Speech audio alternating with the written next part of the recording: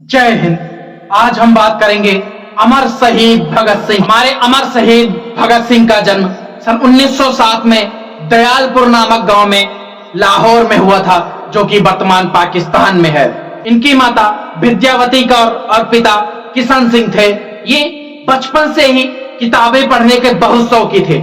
इन्हें अंग्रेजी स्कूल जो था उनके पास में, उसमें एडमिशन कराने इनके पिताजी लेके गए, लेकिन इन्होंने बचपन में 4-5 साल की एज जब प्ले में स्कूल में डाला जाता है, उस एज में अंग्रेजों के स्कूल में पढ़ने से इनकार कर दिए।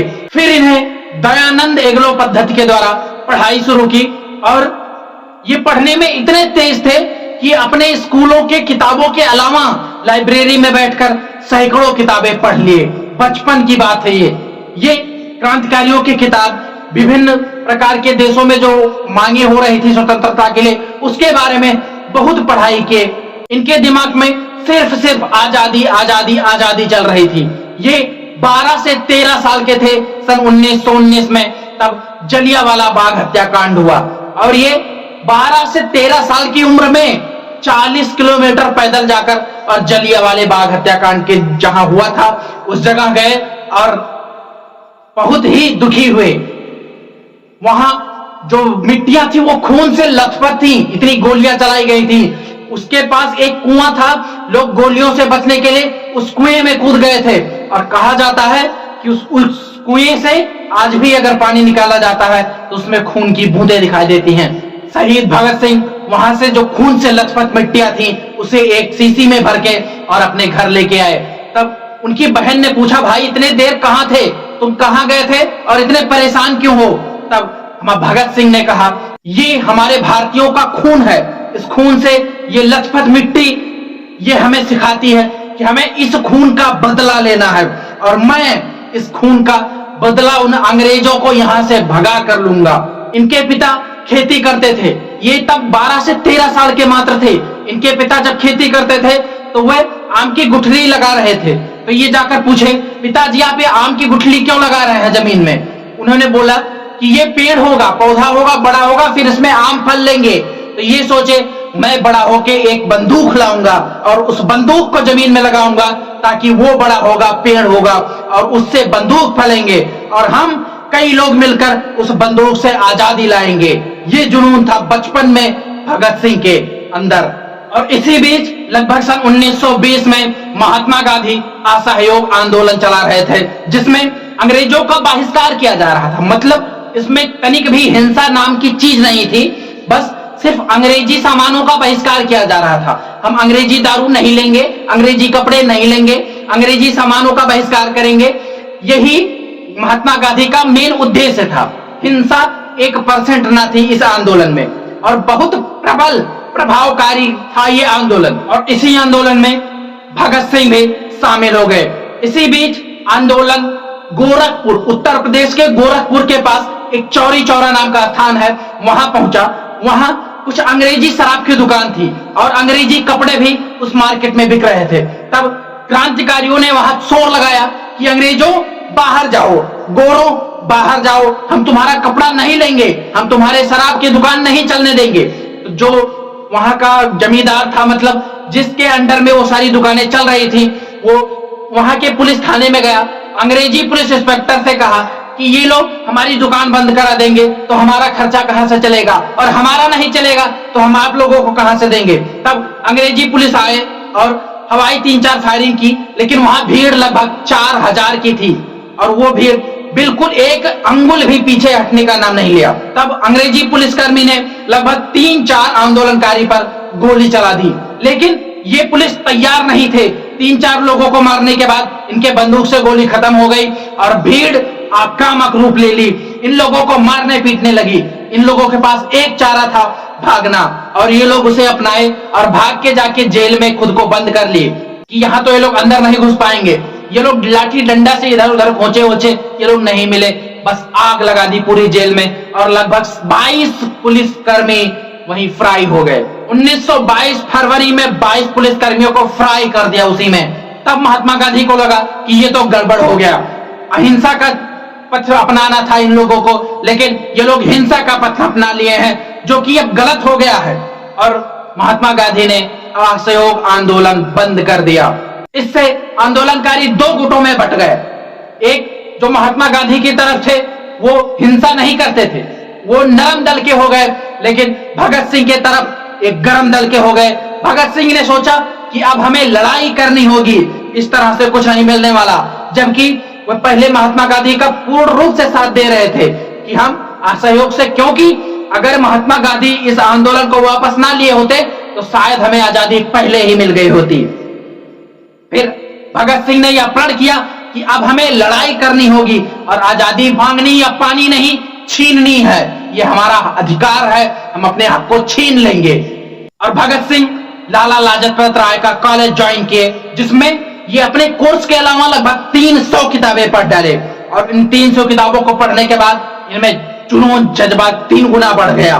क्योंकि ये क्रांतिकारियों की किताब पढ़ते थे, हर टाइप की किताब पढ़ते थे और ये रिसर्च करते थे कि अनेक देशों में कैसे स्वतंत्रता की आग जल रही है, हम भी इसी तरीके से स्वतंत्रता हासिल करेंगे।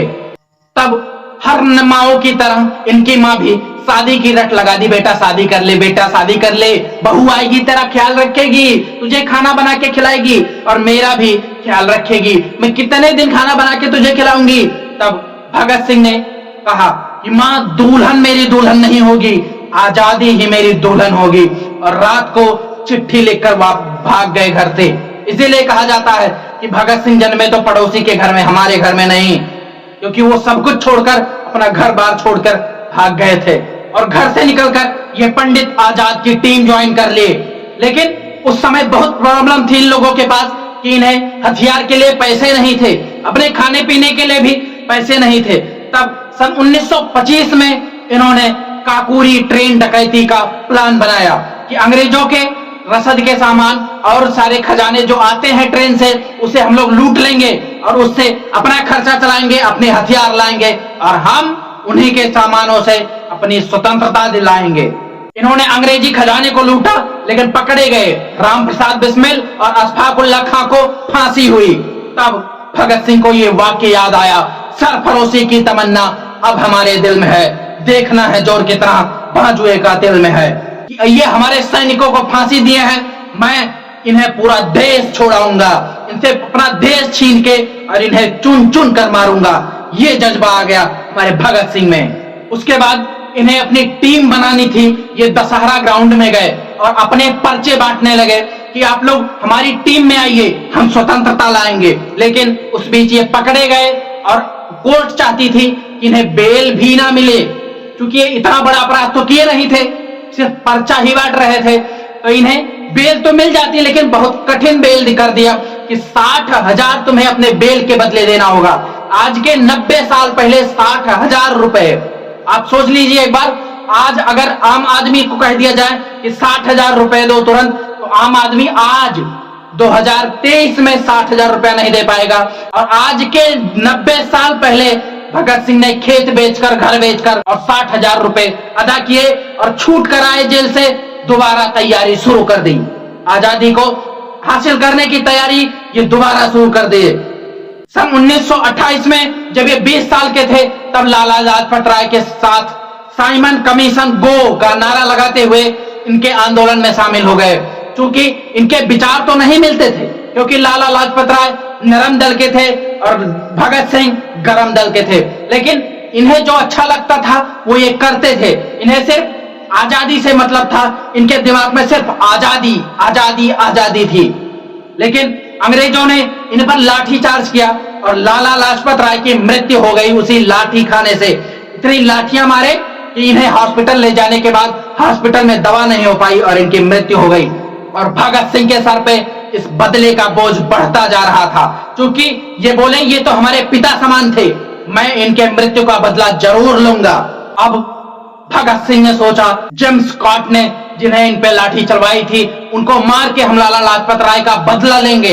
इसके बाद भगत सिंह ने प्लान बनाया और भगत सिंह, राजगुरु और सुखदेव ये तीनों मिलकर अपने अपने जगह पर लाग गए कि जैसे जेम्स स्कॉट निकलेगा उसे गोली मार देंगे। लेकिन गलती ये हुई कि जेम्स स्कॉट की जगह सैंडर्स निकले और सैंडर्स को राजगुरु ने एक गोली मार दी। तुरंत भगत सिंह निकले और तड़ातड़ 3 गोलियां मार दी। उसके बाद एक इंडियन पुलिसकर्मी जो था वो निकला, तो भगत सिंह ने कहा तू भाग जा, तू तो इंडियन है, मैं तुझे नहीं मारूंगा। लेकिन वो अंग्रेजी हुकूमत का पुलिसकर्मी था, वो नहीं माना, तो भगत सिंह ने उसे भी गोली मारकर और कॉलेज के पीछे से होकर भाग गए। और अगले दिन पूरे लाहौर में पर्चा चिपका दिया कि हमने लाला लाजपत राय के मृत्यु का बदला सैंडर्स को मार कर ले ली है। अब तो अंग्रेजों के एकदम नाको चना चबाना था। इतनी इंसल्ट हो रही थी, इतनी इंसल्ट हो रही थी कि एक व्यक्ति को जिसको पकड़ नहीं पा रहे हैं वो हर बार धूल चटा रहा है अंग्रेजों को। तब अंग्रेजों ने पूरे लाहौर में एकदम कर्फ्यू लगा दिया कि कहीं कोई भी नौजवान निकलने ना पाए। लेकिन भगत सिंह और राजगुरु दोनों ने एक औरत को खोजा और उस औरत से कहा कि आप थोड़े समय के लिए हमारी पत्नी बनने का रोल निभाइए। वो तो सिख थे, वो दाढ़ी और पगड़ी पर रखे थे, लेकिन अपना पूरा रोल बदला, एकदम टाई हैट, एकदम पूरा अंग्रेजों के रोल में आ गए और अपनी उसी बनाई हुई पत्नी को लेकर और राजगुरु को नौकर बनाकर उन्हें 2nd क्लास का टिकट दिलाए और खुद 1st क्लास का एसी में बैठकर और निकल गए। ट्रेन में इन्हें चेक किया गया, लेकिन अंग्रेज पहचान नहीं पाए कि यही भगत सिंह हैं। और ये उसी ट्रेन से कलकत्ता निकल गए और वहां बटुकेश्वर दत्त के साथ मिलकर नॉर्मल सा बम बनाए, जिसे थोड़ी भी खाली जगह में फेंक दिया जाए तो कोई नुकसान ना हो। और उसे बम को लेकर सेंट्रल असेंबली में घुस गए और खाली जगह देखकर बम फेंक दिया और उस बम से एकदम धुआं धुआं हो गया पूरे असेंबली में। किसी को कुछ दिख नहीं रहा था।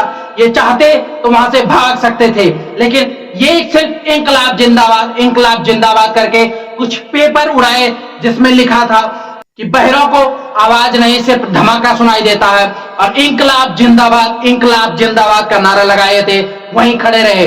तब अंग्रेजी पुलिसकर्मियों ने इन्हें पकड़ लिया। भगत सिंह, राजगुरु और सुखदेव को पकड़ने के बाद फांसी की सजा सुनाई गई और उससे पहले 2 साल का कारावास किया गया। इन्होंने जेल में भी अंग्रेजों को नाको चने चबवा रहे थे। ये जेल में अनशन पर बैठ जाते थे। 64 दिन का अन्न जल त्याग कर अनशन पर बैठ गए। अंग्रेज इतने परेशान थे कि इन्हें अलग एक रूम दिया गया, जबकि 10x10 के रूम में 10 कैदियों को रखा जाता था। इन्हें अलग रूम दिया गया। इन्हें अच्छी व्यवस्था ना देते तो भी ये अनशन पे बैठ जाते। वहां खाना ठीक नहीं था, लाइट की व्यवस्था नहीं थी, रोशनदान नहीं था, पानी ठीक नहीं था, साफ सफाई नहीं थी, इसके लिए ये अनशन पर बैठ जाते थे। और अंग्रेज एकदम एक व्यक्ति से, पूरे देश से उतना नहीं परेशान थे जितना कि हमारे शहीद आजम भगत सिंह से परेशान थे। और इन्हें 24 मार्च को फांसी की सजा का डेट रखा गया। इनसे पूछा गया कि तुम्हारी अंतिम इच्छा क्या है, तो ये बोले कि मैं लेनिन की ऑटोबायोग्राफी पढ़ना चाहता हूं। और इन्हें लेनिन की बुक दी गई और 24 मार्च को डेट रखा गया था। पूरे देश में इनके फांसी का चर्चा चल रहा था। अंग्रेज इतने परेशान थे कि अगर 24 मार्च को इनको फांसी दी गई तो कहीं देशवासी यहां आग न लगा दें, विद्रोह न कर दें। इसीलिए आनन फानन में 23 मार्च की रात को ही इन्हें फांसी के लिए बुलाया गया। और ये उस टाइम इनकी ऑटोबायोग्राफी पढ़ रहे थे। इन्होंने कहा तुम देख नहीं रहे हो कि एक क्रांतिकारी दूसरे क्रांतिकारी से मिल रहा है। और अंतिम पेज पढ़ने के बाद ये हंसते हुए उठे और इंकलाब जिंदाबाद का नारा लगाते हुए फांसी के तख्ते पर पहुंच गए। इन्होंने कहा कि तुम मेरे सर में काला कपड़ा मत पहनाना और मेरे हाथों को मत बांधना। तब अंग्रेजों ने कहा कि नहीं, हाथ तो नहीं बांधेंगे, लेकिन काला कपड़ा तो पहनाना होगा। और हंसते हंसते इंकलाब जिंदाबाद का नारा लगाते हुए भगत सिंह, राजगुरु और सुखदेव को फांसी के तख्ते पर चढ़ा दिया गया। फिर डॉक्टर्स ने चेक किया कि इनकी डेथ हो चुकी है या ये बचे हैं।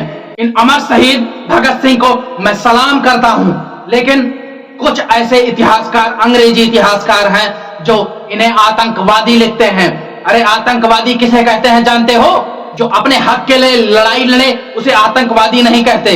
लेकिन वो तो अंग्रेजी पिल्ले हैं, वो कुछ भी कह सकते हैं। देने को तो लोग भगवान को भी गाली देते हैं। अरे हम चाहें तो भगत सिंह को राष्ट्रपुत्र का दर्जा दिला सकते हैं। इसके लिए हमें प्रयास करना होगा। लगभग 550 सांसद जो संसद में बैठते हैं वो चाहें तो हमारे अमर शहीद भगत सिंह को राष्ट्रपुत्र का दर्जा दिला सकते हैं।